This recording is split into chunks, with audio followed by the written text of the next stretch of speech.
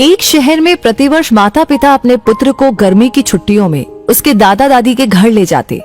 10 से 20 दिन सब वहीं रहते और फिर लौट आते। ऐसा प्रति वर्ष चलता रहा। बालक थोड़ा बड़ा हो गया। एक दिन उसने अपने माता पिता से कहा कि अब मैं अकेला भी दादी के घर जा सकता हूँ, तो आप मुझे अकेले को दादी के घर जाने दो। माता पिता पहले तो राजी नहीं हुए, किंतु बालक ने जब जोर दिया तो उसको सारी सावधानी समझाते हुए अनुमति दे दी। जाने का दिन आया। पिता बालक को छोड़ने स्टेशन गए। ट्रेन में उसको उसकी सीट पर बिठाया, फिर बाहर आकर खिड़की में से उससे बात की, उसको सारी सावधानियां फिर से समझाई। बालक ने कहा कि मुझे सब याद है, आप चिंता मत करो। ट्रेन को सिग्नल मिला, विसिल लगी, तब पिता ने एक लिफाफा पुत्र को दिया और कहा कि बेटा, अगर रास्ते में तुझे डर लगे तो ये लिफाफा खोलकर इसमें जो लिखा है उसको पढ़ना। बालक ने पत्र जेब में रख लिया। पिता ने हाथ हिलाकर विदा किया। ट्रेन चलती रही। हर स्टेशन पर नए लोग आते रहे, पुराने उतरते रहे।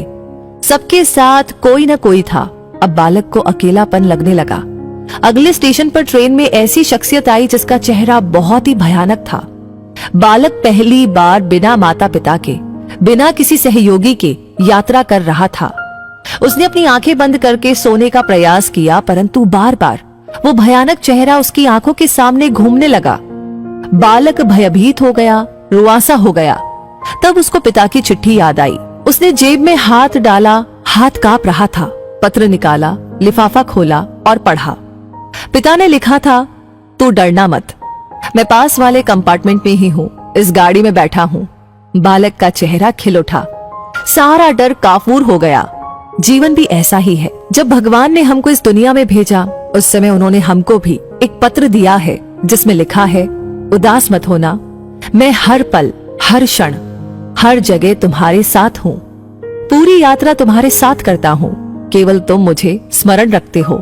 सच्चे मन से याद करना, मैं एक पल में आ जाऊंगा। इसलिए चिंता नहीं करना, घबराना नहीं, हताश नहीं होना। चिंता करने से मानसिक और शारीरिक दोनों स्वास्थ्य प्रभावित होते हैं। परमात्मा पर, प्रभु पर, अपने इष्ट पर हर क्षण विश्वास रखे। वो हमेशा हमारे साथ है, हमारी पूरी यात्रा के दौरान, अंतिम सांस तक। बस इसी एक एहसास को ही कायम रखने का प्रयास करते रहना है।